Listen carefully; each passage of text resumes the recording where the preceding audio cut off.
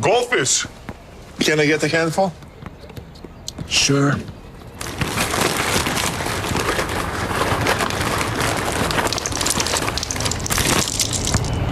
Happy? Go for the handful. When you die, are you going to heaven or not? You can know for sure. heavenornot.net. No, I don't have that gene. That's why I become the less I want to work. Listen to you. The man said what he said. Yeah, but there's one more role folks can't wait to see Denzel in. I mean, just one? Sheesh. Take care, y'all. Everybody. I'm in the yellow leaf of my career. There's not that much left for me to do. Happening now. The case into a missing pregnant teenager and her boyfriend taking a dramatic turn just minutes ago. Now the police say they have a capital murder on their hands, and they have video. Next. 2023 is going to end on a fairly quiet note, but the new year brings some changes and maybe a little bit of rain, too. We'll take a look at that forecast coming up. Knowing all the risk factors to prevent having a stroke, including how cold weather can increase your chances of having one. The News at 5 starts right now.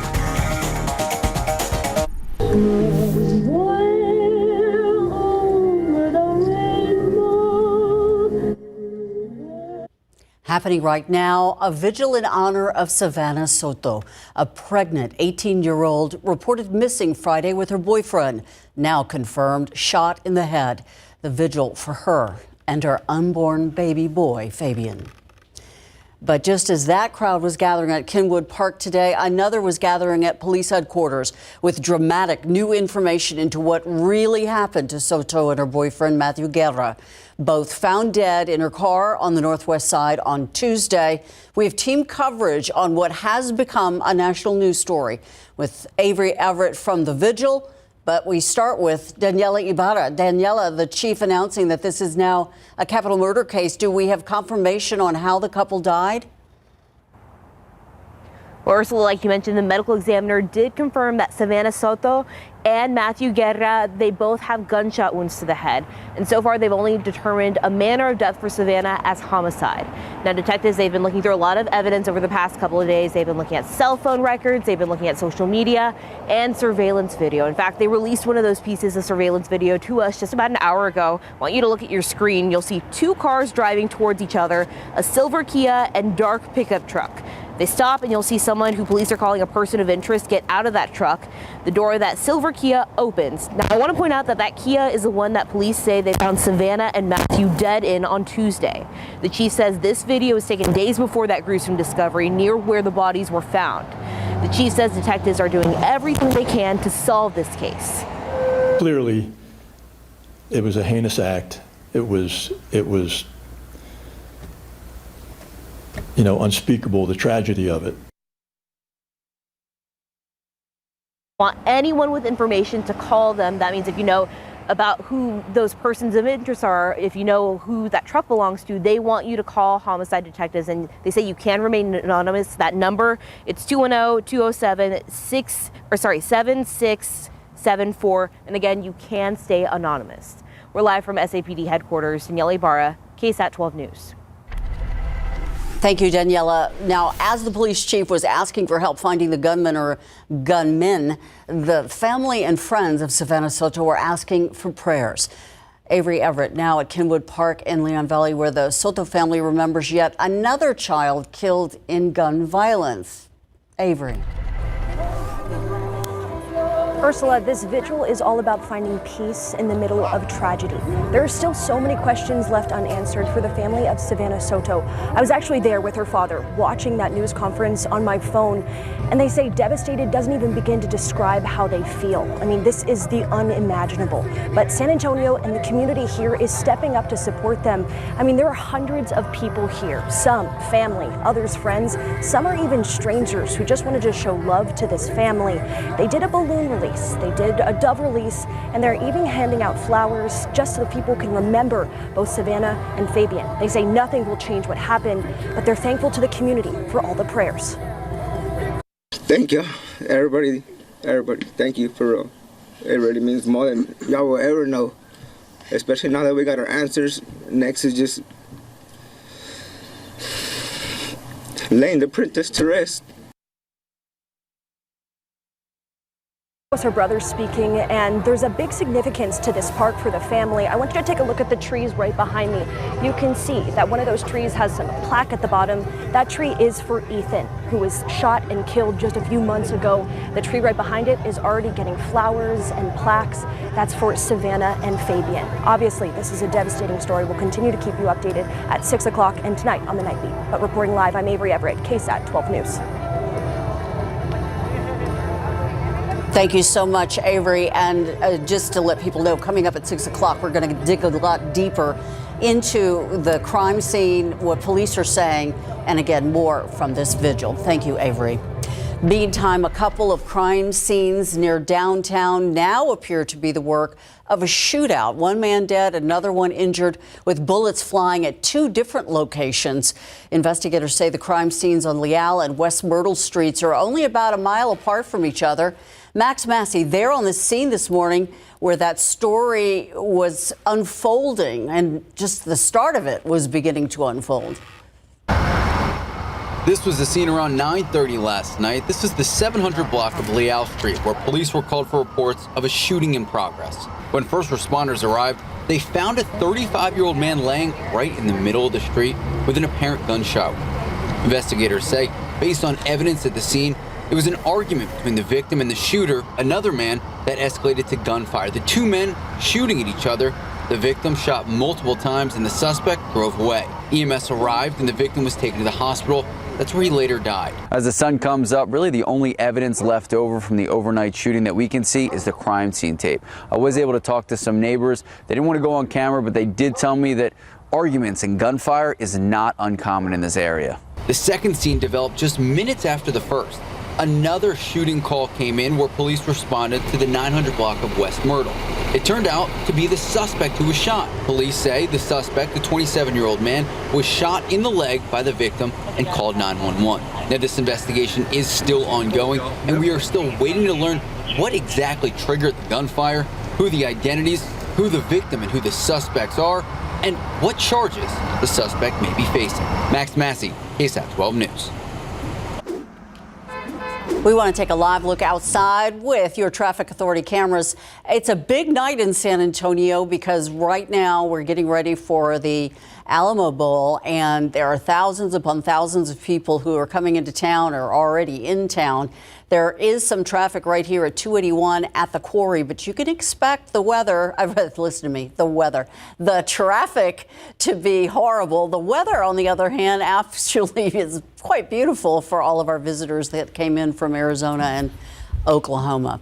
In any event, the traffic crawling along here at 281 at the quarry. We're going to keep an eye on it throughout this newscast and later on KSAT 12 News at 6. And let's take a quick look at temperatures around the area right now. 65 in Del Rio, 67 Eagle Pass, 61 Leon Springs, 61 in Schertz. And by the way, we welcome all those coming in from Arizona and Oklahoma for the Alamo Bowl. Should be a great evening.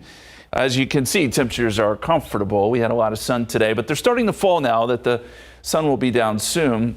62 in New Braunfels, 61 Lavernia, and we'll start to fall into the 50s. Let's take a look at the tailgate forecast. There's going to be a lot of people tailgating at the Alamo Dome, and temperatures will quickly fall into the 50s by 6 o'clock, 57, 53 at 7 o'clock, and then eventually down into the 40s at sunset around 5:43. So happening here pretty soon. We've got more great weather on the way this weekend. We're going to ring in the new year with a cold front. We'll tell you what that means. Plus some rain next week. More on that forecast in just a bit. Ursula. Thank you so much, Justin. In news across America, a fight between three siblings over Christmas gifts, leading to one dead and two others facing charges. Pinellas County Sheriff's deputies in Florida say that an argument broke out between a 14 and a 15-year-old. There were brothers because one of them got more presents. They say the younger brother threatened to shoot the 15-year-old, and that's when their older sister stepped into the fight. She stood in between them. Deputies say that's when the 14-year-old shot and killed the sister. The older brother then shot the 14-year-old. He's in the hospital and is now charged with murder. Demolition underway at a house where 4 University of Idaho students were murdered. The university's president says that the off-campus house in Moscow has been a grim reminder of the heinous act that took place there in November of 2022. 2 of the victims' families asked prosecutors and university officials to pause this demolition for possible evidence. But the prosecutor says the current condition of the house is significantly different from when the murders took place. The murder trial of the accused killer, Brian Kohlberger, has yet to be officially set. Boeing now urging airlines to inspect all 737 MAX airplanes for a possibility that there are loose or missing parts. Today, the Federal Aviation Administration said that inspections should include looking for a possible loose bolt in the rudder system. The agency says the move stems from incidents on 2 separate aircraft, one involving a missing nut, the other a loose nut. Those inspections reportedly take about 2 hours.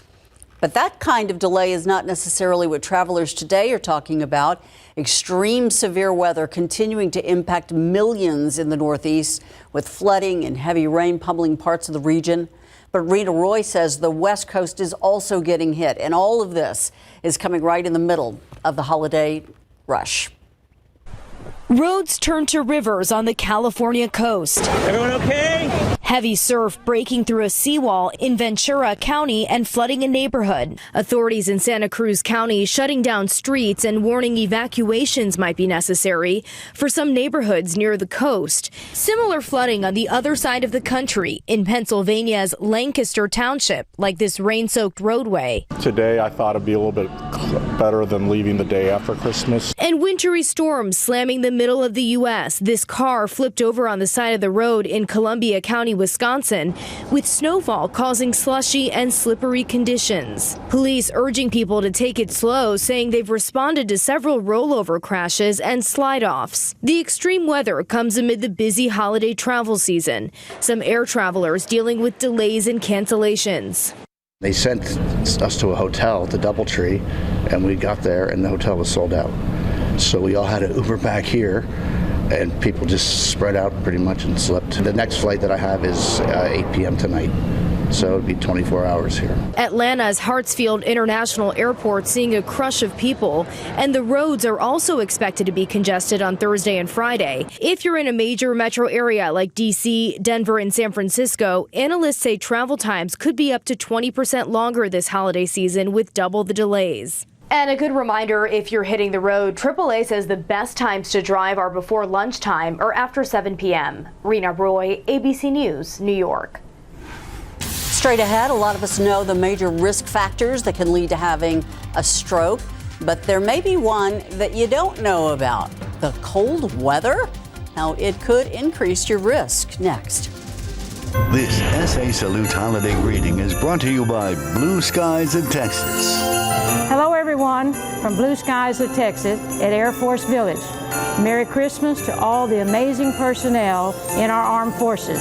As veterans who now call San Antonio home, we wish you a very healthy, happy, and safe Merry Christmas and a wonderful holiday season.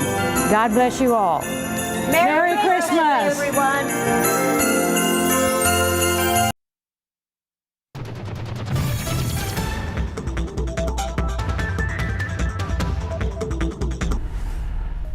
Here's what we are looking at for the news at 6 o'clock. A local nonprofit making it cool to be a dork or even have a dork. What's a dork? It's a downtowner's overdose response kit. Next, who's getting the training and who it is for. Card skimmers aren't a new problem, but what should you be looking out for to make sure that you don't fall victim? Coming up, how to protect yourself at the pump. All that and more today on the news at 6. Every 40 seconds or so, someone in this country has a stroke. Of course, age and health risks are major factors, but did you know that falling temperatures can also affect your risk? 12 at your side's Marilyn Morris has some simple lifestyle steps that you can take to protect your health. Stroke is one of the leading causes of death in the U.S., and the risk is nearly double for African Americans. Along with risk factors like age, weight, lack of exercise, there's something else that can increase the risk: cold weather. So even if you're not clearing like a snow-covered driveway or digging out your car, cold weather can cause high blood pressure. And that's a key risk factor for strokes and for heart attacks. That's why doctors say stay warm. Staying bundled up so your core temperature is higher is good. Most of it because if you're cold and you're shivering, that puts a lot of stress on the body. If you're exerting yourself outdoors, dress in layers and keep your torso warm to help keep the blood flowing to your extremities. If you have problems with the circulation to the legs, making sure that your legs are well bundled up so that there's enough circulation getting to your feet. You can't do anything about the temperature, but one study found 80% of strokes are preventable. Doctors say get treatment for high blood pressure, atrial fibrillation, type 2 diabetes, and high cholesterol. Get enough physical activity, eat a balanced diet, and limit alcohol. 1 drink a day for women and 2 for men. Marilyn Moritz, KSAT 12 News. And colder weather is here. Just a couple of degrees, though, right, Justin?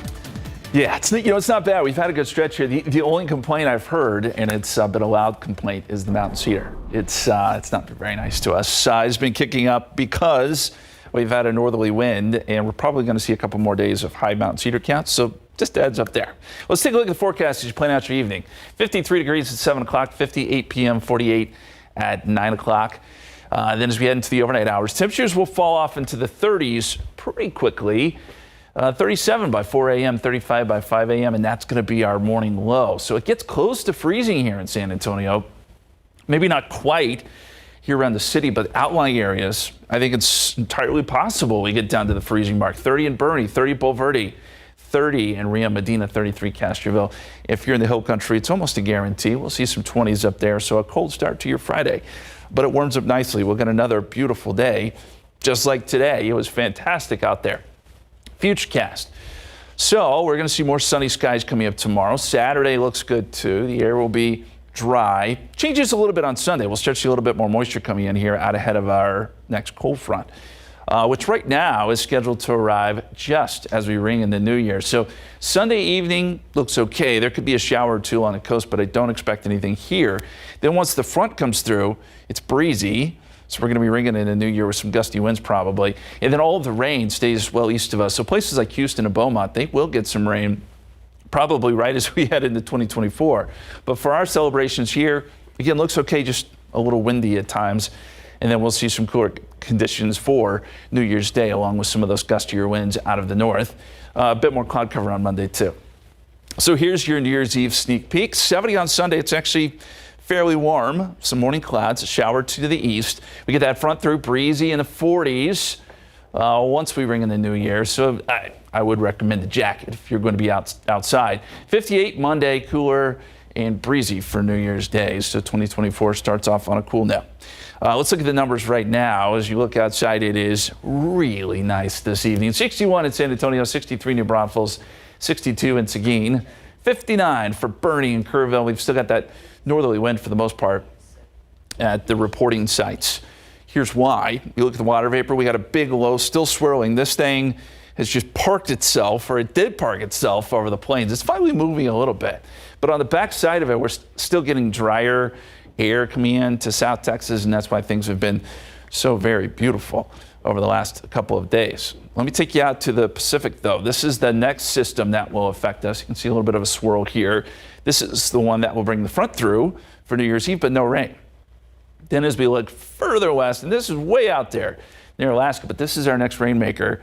And, you know, it's these rainmakers have been few and far between for us. So this is something to look forward to as we get into next week and the new year. So here's a look at the rain chances. I think Tuesday is going to be the day that front will have moved through. Keep that in mind. It'll be chilly, and we could see some wet weather that may linger over into Wednesday morning. So that will be our next rain chance. Again, as we ring in the new year, it's actually going to be dry. 67 Saturday, 70 Sunday. We showed you the forecast here Sunday into Monday. And then 50 on Tuesday with that 30% chance of rain. 58 Wednesday, 59 Thursday. A bit more cloud cover too. And I should also mention that it looks like we're going to end the year as the hottest year on record. Pretty incredible. We'll take a look at those numbers coming up at 6 o'clock, Ursula. Why do I find that not hard to believe? I know. Thank you, Justin. All right, Spurs. It's kind of hard to describe them with superlatives without saying it's just been a bad season thus far. I mean, that's honestly the truth right now. But that's what happens with a young team. A young team comes a lot of development, and there's a lot of chatter about the Spurs' lack of consistency right now. Devin Vassell says it's time San Antonio makes things easy on themselves by its use of Victor Wembanyama. And last, the San Antonio Spurs are out west this evening for the start of a back-to-back against the Portland Trail Blazers. On Tuesday night, the 4-25 Spurs dropped a 130-118 decision to Utah at home. And while the Silver and Black showed flashes of growth, they couldn't sustain it for the full 48 minutes. Head coach Greg Popovich said the team's lack of consistency is a problem. And one way Devin Vassell is hoping the young team can improve upon that issue is building his chemistry with rookie Victor Wembanyama. Wembanyama will not play, he will play tonight, but his status for tomorrow is doubtful. Yeah, I'm just trying to look for him. Even last game when he spun off and I threw it to him for the lob, just trying to see, get him easy ones. He hit me with a backdoor because a lot of people are overplaying me, obviously because of how I'm shooting it, so they're trying to overplay me. So us just seeing each other in ways and helping each other, just get easy ones. It's already hard enough when you're, top of the scouting report and there's, people scouting for you. So just trying to get easy ones and make the offense easier. Vassell had 22 points and 3 assists in the Utah game. Wembanyama's stat line was 15-7-4. Again, Wemby will play tonight. It's a late tip-off, 9 o'clock at Moda Center. Coming up at 6, the Spurs will talk about facing the number 3 overall pick in the 2023 draft, Scoot Henderson. Last night's Texas Bowl at NRG Stadium in Houston saw 20th ranked Oklahoma State take down Texas A&M 31-23. The Aggies wrap up their season 7-6 and will next have the start of the Mike Elko era begin, who replaced Jimbo Fisher. Now helping OSU to a bowl championship was San Antonio native Rashad Owens. Owens, a Roosevelt grad, had a career-high 164 yards receiving and 2 touchdowns. After the game, Owens said the Cowboys were motivated by the 49-21 loss to the Longhorns they suffered at the end of the season. All right, coming up at 6, we check in with Nick Mantis, who is at the scene of the 2023 Valero Alamo Bowl. He'll preview the top 15 matchup between the Arizona Wildcats and Oklahoma Sooners. Kickoff is set for tonight at 8:15 from the Alamo Dome. We'll be right back.